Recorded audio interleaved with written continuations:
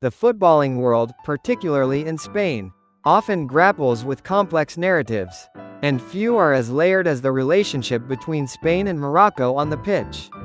Imagine April 10, 2026. A significant match, perhaps a crucial World Cup qualifier or high-stakes friendly, culminates in a historic victory for Morocco over Spain. What would be the reaction from Spanish commentators? The term collapse might sound dramatic, but the emotional and professional responses would undoubtedly be profound and multifaceted. To truly understand this, we must delve into the deep-seated historical tensions that transcend mere sports rivalry. The relationship between these two nations has always been fraught, and football often serves as a microcosm of these broader geopolitical currents. This historical backdrop is absolutely crucial for interpreting any Spanish media reaction to a Moroccan triumph. Adding another intricate layer to this dynamic is the joint bid for the 2030 World Cup. Spain, Portugal, and Morocco are collaborating, yet beneath the surface, there's an undeniable tension. Morocco is increasingly asserting itself, demanding recognition as an equal partner, a notion some in Spain are reluctant to fully embrace. There's even talk that Morocco could potentially host the World Cup final, a scenario driven in part by concerns over racism in Spanish stadiums.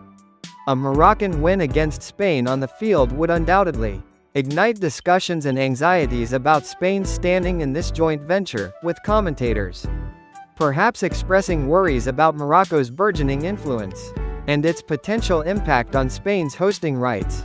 Recall the controversial AFCON 2025 final, where Morocco was initially defeated by Senegal, only for the result to be overturned by CAF. Morocco was awarded the title after Senegal's team briefly walked off the pitch in protest of a penalty.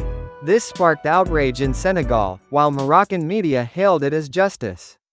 Spanish media, however, reacted with palpable negativity, some branding it a global scandal.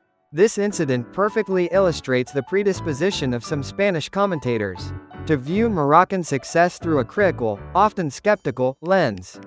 So, if Morocco were to secure a victory on April 10, 2026, we could expect a range of reactions, far more complex than simple disappointment. Many commentators would likely downplay Morocco's achievement, perhaps attributing it to Spanish weaknesses or sheer luck. There would likely be a concerted effort to diminish the significance of the win, preventing it from being celebrated as a genuine reflection of Morocco's growing footballing prowess. Alternatively, some commentators might pivot their focus to individual performances, particularly those of players with Spanish connections. Think of Brahim Diaz, the Real Madrid player who now represents Morocco. His performance would be a major talking point, especially considering his controversial missed penalty in the AFCON 2025 final, and his subsequent celebration of Morocco being awarded the title. Similarly, the exploits of goalkeeper Yassine Bono, known as Bono, who has played in Spain, or Achraf Hakimi, who famously scored the winning penalty against Spain in the 2022 World Cup, would likely be scrutinized. This approach allows commentators to shift the narrative away from Morocco's collective success and onto familiar, often Spanish-trained, talents. Some Spanish sports media have historically demonstrated what could be described as an atmosphere of mourning following Moroccan successes, particularly after events like the AFCON 2025 award. This suggests deep-seated disappointment, perhaps even resentment, at Morocco's ascendancy. A direct victory over Spain would undoubtedly amplify such sentiments, leading to commentary that might border on the emotionally charged, even if not an actual collapse.